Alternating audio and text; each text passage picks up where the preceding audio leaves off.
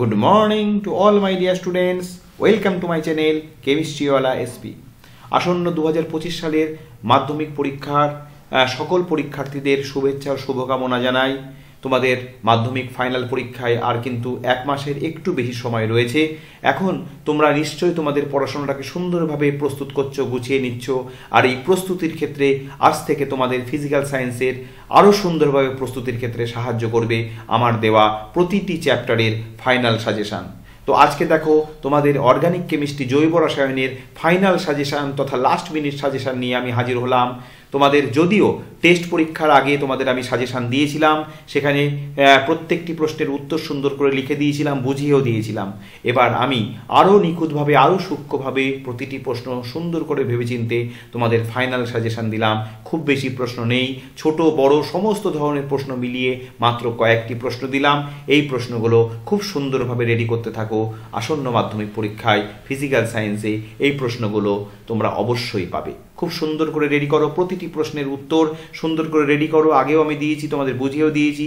যদি কোনো প্রশ্নের উত্তর খোঁজার ক্ষেত্রে না পাও, যদি কোনো বুঝতে অসুবিধা হয়, কোনো সমস্যা হয়, অবশ্যই আমাকে বলো। আমি তোমাদের সেই সমস্ত প্রশ্নগুলো অবশ্যই বুঝিয়ে দেবো, কোনো অসুবিধা নেই। তো চলো সরাসরি চলে যাই আজকের ফাইনাল সাজেশান পর্বে, অর্গানিক কেমিস্ট্রির ফাইনাল সাজেশান।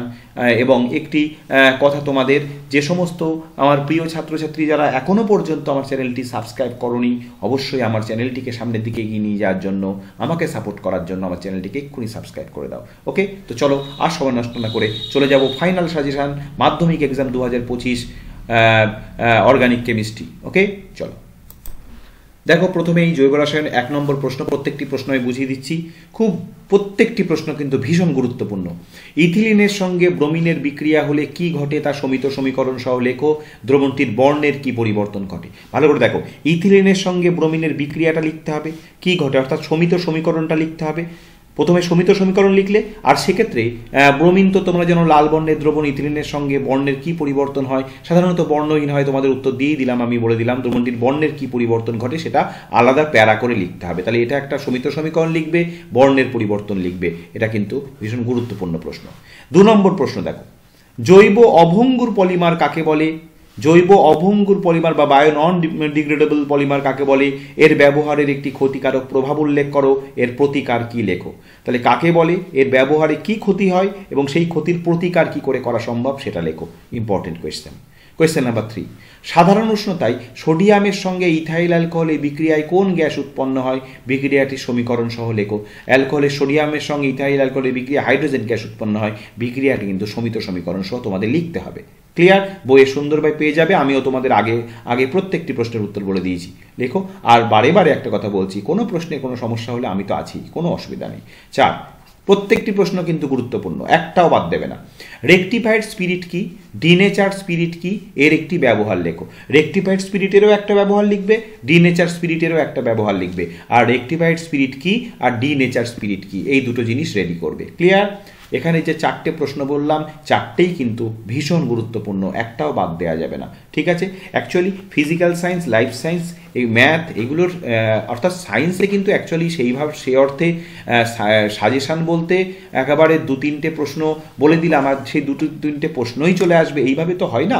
সেই জন্য আমি প্রত্যেকটি চ্যাপ্টারের ভীষণ গুরুত্বপূর্ণ প্রশ্নগুলো তোমাদের দিচ্ছি। ক্লিয়ার? চলো নেক্সট দেখি আর কি প্রশ্ন তোমাদের জন্য রেখেছি। দেখো 5 নম্বর কোয়েশ্চেন, সমগণীয় শ্রেণীর 2টি বৈশিষ্ট্য উল্লেখ করো। ছোট্ট ছোট্ট করে প্রশ্নগুলো উত্তর লিখে রাখবে। সমগণীয় শ্রেণীর 2টি বৈশিষ্ট্য উল্লেখ করো। 6 নম্বর, মনোমারের নাম লেখো। প্রত্যেকটা ক্ষেত্রে দেখো মনোমারের নাম বলতে এখানে মোট 4টে দিয়েছি, 4টের মনোমারের নাম প্রত্যেকটা কিন্তু খুব ইম্পর্টেন্ট। পিভিসি, পলিথিন, টেফলন আর প্রোটিন, প্রত্যেকটা মনে রাখবে। এই প্রত্যেকটার মনোমারের নাম লিখতে হবে। 6 নম্বর। 7 নম্বর, এলপিজি এবং সিএনজির মুখ্য উপাদানের নাম। এলপিজির তোমরা জানো, এলপিজির বিউটেন, সিএনজির মিথেন। মুখ্য উপাদানের নাম লিখতে হবে। আর এলপিজি সিলিন্ডারের দুর্গন্ধযুক্ত পদার্থটির নাম কি? ইথাইল মারক্যাপটান। এটা রেডি করবে। 8 নম্বর, 3টি কার্বনযুক্ত অ্যালকিনে হাইড্রোজেন পরমাণুর সংখ্যা কত? এর গঠন সংকেত লেখো। অর্থাৎ 3টি কার্বন পরমাণুযুক্ত অ্যালকিনে হাইড্রোজেন পরমাণুর সংখ্যা বের করতে হবে। আর সেই যে অ্যালকিনটার কথা বলা হচ্ছে, 3 কার্বন পরমাণুযুক্ত অ্যালকিন, তার গঠন সংকেতটাও লিখতে হবে। ক্লিয়ার? 8 নম্বর প্রশ্ন। 9 নম্বর প্রশ্ন দেখো ভালো করে, ইথিলিনের দ্রুত বিক্রিয়া এবং মিথেনের প্রতিস্থাপন বিক্রিয়ায় অংশগ্রহণের প্রবণতা বেশি কেন?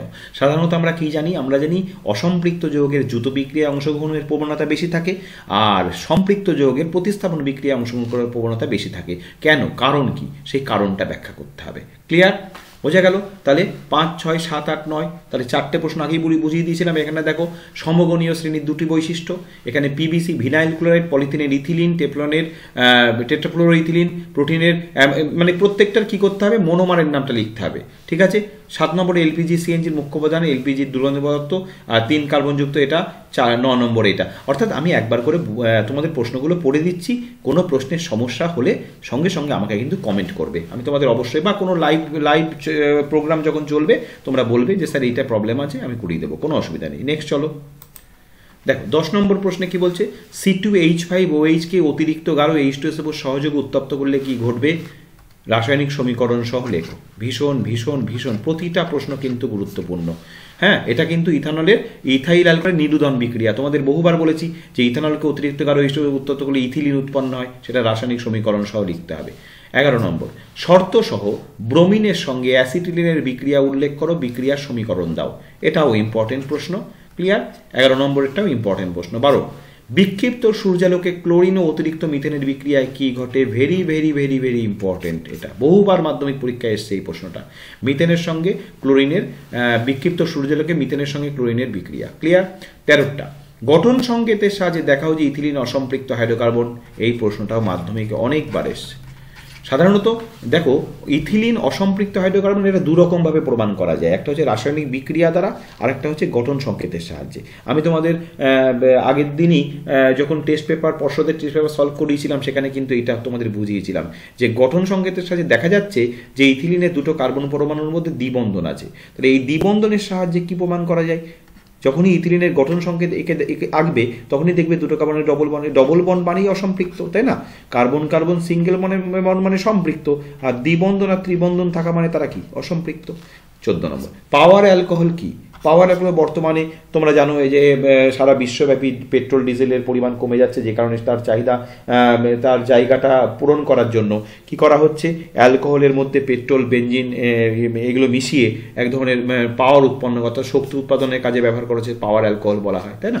15 নম্বর, CH3, CH2, CH2OH এর অবস্থান ঘটিত সমবায়ের গঠন সংকেত লেখো। দেখতেই পাচ্ছ OH এখানে 1 আছে, এবার OH-টাকে 2 বসিয়ে দাও, তাহলে এটা প্রোপান 1 অল, এটা তাহলে প্রোপান 1 অল। এবার OH-টা 2 বসিয়ে দিলে প্রোপান 2 অল হয়ে যাবে, সেটাই অবস্থান ঘটিত সমবায়। তার গঠন সংকেতটা লিখতে হবে, অর্থাৎ একে দেখাতে হবে। ক্লিয়ার? তাহলে 10, 11, 12, 13, 14, 15 প্রত্যেকটা প্রশ্ন, একটা প্রশ্নও কিন্তু বাদ দেবে না। ভালো রেজাল্ট করতে গেলে কিন্তু আমি যে প্রশ্নগুলো বলছি, এই প্রত্যেকটা প্রশ্ন কিন্তু যত্ন সহকারে রেডি করে পরীক্ষা হলে যাবে। ঠিক আছে? চলো নেক্সট দেখি। নেক্সট দেখো 16 নম্বর, কাঁচা ফল পাকাবার জন্য কোন জৈব যৌগ ব্যবহার করা হয়? ইথিলিন ব্যবহার করা হয়। মাস্টার্ড গ্যাস প্রস্তুতিতে যে কোন জৈব যৌগ ব্যবহার করা হয়? ওকে, এখানে দুটো অবজেক্টিভ প্রশ্ন। আমি তোমাদের আগেই বলেছি যে বড় প্রশ্ন ছোট প্রশ্ন সব মিলিয়ে একটা আমি আলটিমেটলি একটা ফাইনাল সাজেশন দিচ্ছি। সেখানে ছোট প্রশ্নও থাকবে, বড় প্রশ্নও থাকবে। 17 নম্বর, ভীষণ important, very very very very important, জৈব যৌগ ও অজৈব যৌগের মধ্যে দুটি পার্থক্য লেখো। জৈব যৌগ অজৈব দুটি পার্থক্য রেডি করে রেখো, পরীক্ষায় আসে খুব। 18 নম্বর, সমবায়বতা কাকে বলে? কার্যকরী মূলক ঘটিত ও অবস্থান ঘটিত সমবায়বতার একটি করে উদাহরণ দাও। অর্থাৎ সমবায়বতা কাকে বলে তার সংজ্ঞা, কার্যকরী মূলক ঘটিত একটি সমবায়বতা, আর অবস্থান ঘটিত একটা সমবায়বতা একটি করে উদাহরণ দাও। ক্লিয়ার? আচ্ছা, উত্তর আমি এখানে ডিটেলস কিছু বলছি না, কারণ তাহলে ভিডিওটা বড় হয়ে যাবে, আমি চাইছি না। আমি আগেও তোমাদের টেস্ট পরীক্ষার আগে উত্তর সমেত বলে দিয়েছি সব, আর এর পরেও কোনো সমস্যা হলে আমি তো আছি, কোনো অসুবিধা নেই। 19 নম্বরের প্রশ্নটা কিন্তু ভেরি ভেরি ইম্পর্টেন্ট। কি বলছে? C2H6 কে সম্পৃক্ত হাইড্রোকার্বন বলা হয়, কিন্তু C2H4 কে অসম্পৃক্ত হাইড্রোকার্বন বলা হয় কেন? ঠিক আছে, C2H6 কে, এটা আমি তোমাদের এই জেনারেল মানে সাধারণ আণবিক সংকেত দিয়ে বুঝিয়ে দিয়েছিলাম যে সম্পৃক্তর হচ্ছে CnH2n+2, আর অসম্পৃক্তের দুটো, একটা হচ্ছে CnH2n আর একটা হচ্ছে CnH2n-2। ঠিক আছে? যদি এর সংকেতটা এর সঙ্গে ম্যাচিং করে তাহলে সম্পৃক্ত, আর এর সংকেতটা যদি এই দুটো যে কোনো একটার সঙ্গে ম্যাচিং করে অসম্পৃক্ত, সেটা তোমরা দেখিয়ে দেবে। আচ্ছা, ডিনেচার স্পিরিটের মুখ্য উপাদান কি? ডিনেচার স্পিরিটের মুখ্য উপাদানটা লিখে দেবে। 20 নম্বর, রূপান্তর করো। এটাও কিন্তু পরীক্ষায় তোমাদের আসে, রূপান্তর কি? এটা C2H2 মানে অ্যাসিটিলিন, অ্যাসিটিলিন থেকে কি? ইথেন। অ্যাসিটিলিন থেকে ইথেন এই রূপান্তরটা কিন্তু খুব ইম্পর্টেন্ট। অ্যাসিটিলিন থেকে ইথেন বা ইথিলিন থেকে ইথেন দুটোই important, very very very very important. রূপান্তর করো। অ্যাসিটিলিনকে কী করে ইথেন করা হয়? হাইড্রোজেনেশন করে। কারণ তোমরা জানো hydrogen in presence of nickel অনুঘটকের উপস্থিতি হাইড্রোজেন চালনা করলে ইথেন তৈরি হয়। ওকে, 20টা হলো। ছোট বড় সব প্রশ্ন আছে, আর মাত্র 10টা প্রশ্ন। মোট ছোট বড় সব মিলিয়ে 30টা প্রশ্ন আছে এই চ্যাপ্টার থেকে। দেখো, তোমরা জীবনের প্রথম বড় পরীক্ষা দিতে চলেছ, যে কারণে তোমাদের ভবিষ্যতের সঙ্গে কোনো রকম আমি কোনো রকম রিস্ক নিতে চাইছি না। যে কারণে ওই 10টা প্রশ্ন দিয়ে তোমাদেরকে আপাতভাবে আমি খুশি করলাম, স্যার তো মাত্র 10টা দিয়েছে, বাহ। তারপরে যখন পরীক্ষা হলে গিয়ে পাবে না, তখন তোমরা স্বাভাবিকভাবে আমার প্রতি তোমাদের একটা রাগ সৃষ্টি হবে, তাই না? তো স্বাভাবিকভাবে রাগ সৃষ্টি হওয়ার থেকে বড় কথা, তোমাদের তো সমস্যায় পড়ে যাবে, তোমরা তখন পরীক্ষা তো হয়ে যাবে। সেই জন্য আমি কোনো রিস্ক না নিয়ে, দরকার হলে 2-5টা প্রশ্ন বেশি তৈরি করো তোমরা, কিন্তু যেন পরীক্ষা হলে গিয়ে প্রত্যেকটা প্রশ্ন কমন পাও। সেই জন্য আমি একদম কম্প্যাক্ট একটু বেশি বেশি করেই 2-4টে বেশি করেই প্রশ্ন দিয়েছি। চলো 21 নম্বর প্রশ্ন। ইথিলিন যে একটি অসম্পৃক্ত হাইড্রোকার্বন তা কীভাবে প্রমাণ করবে? সংশ্লিষ্ট বিক্রিয়াটি লেখো। দেখো, এই প্রশ্নটাই কিন্তু দুবার আছে। একবার হচ্ছে ইথিলিন অসম্পৃক্ত হাইড্রোকার্বন প্রমাণ করো গঠন সংকেতের সাহায্যে, আবার ইথিলিন একটি অসম্পৃক্ত হাইড্রোকার্বন প্রমাণ করো রাসায়নিক বিক্রিয়ার সাহায্যে। আমি তোমাদের কিছুক্ষণ আগেই বলেছিলাম যে দুরকমভাবে প্রমাণ করা যায়। একটা হচ্ছে গঠন সংকেতের সাহায্যে, আর একটা হচ্ছে আর একটা রাসায়নিক বিক্রিয়ার সাহায্যে। আমি কোনো রিস্ক নেব না, দুরকমভাবে রেডি করে রাখবো। হ্যাঁ, যদি দুরকমভাবে উত্তর একই হতো তাহলে আলাদা কথা, কিন্তু উত্তর তো এক নয়, সেই জন্য এইরকমভাবেও তৈরি করে রাখবো, এরকমভাবেও তৈরি করে রাখবো।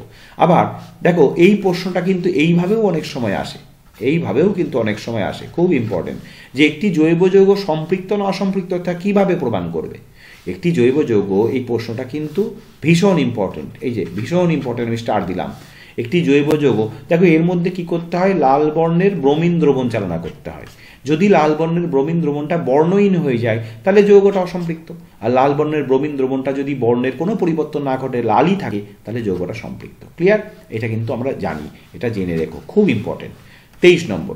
মিথেনে HCH বন্ধন কোণের মান কত? মিথেনে HCH বন্ধন কোণের মান 109 ডিগ্রি 28 মিনিট, তোমরা জানো। ছোট প্রশ্ন বড় প্রশ্ন সব আছে। 24 নম্বর। একটি জৈব যৌগের আণবিক সংকেত C2H4O2। যৌগটি জলে দ্রাব্য এবং যৌগটি জলীয় দ্রবণে NaCO3 যোগ করলে CO2 নির্গত হয়। জৈব যৌগটিকে শনাক্ত করো।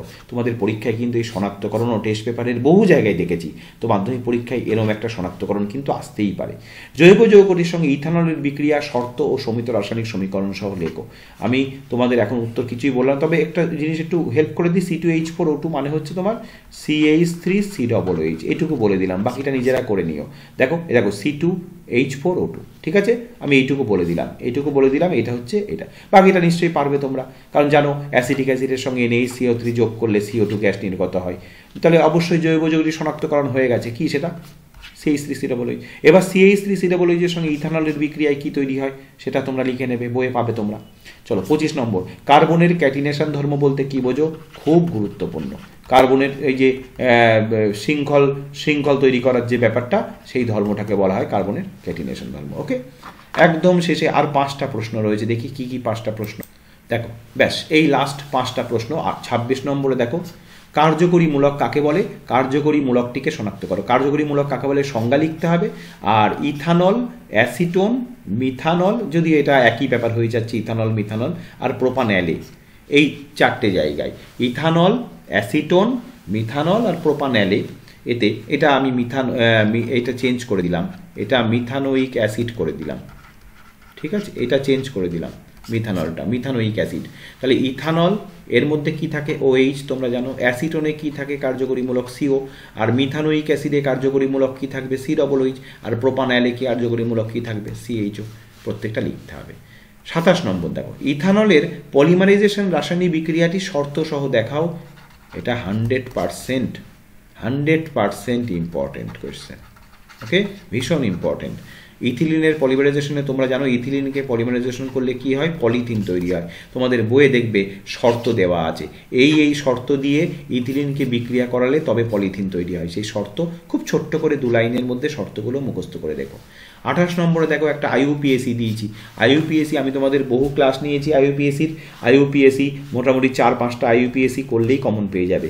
মোটামুটি কী কী বলে দিই, অ্যাসিটিক অ্যাসিডের IUPAC, এখানে CH3 CH2 CH2OH এর নাম, এটা মিথ প্রোপানোয়ানল, প্রোপান-2-অল IUPAC অ্যাসিটিক অ্যাসিড, এরকম 5-7টা করলেই কমন পেয়ে যাবে, ওর মধ্যে আসে।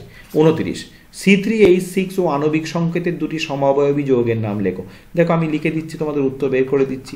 CH3 CH2OH, দেখো C3 বলেছে, C3H6O, তাহলে C3H6O কী হবে, CH3 CH2 CH2 C3 1 2 3 3 4 5 6 এই যে CH3, দেখো C3 3 4 5 6 ও, তাহলে CH3 CH2 CHO হলো, ঠিক আছে।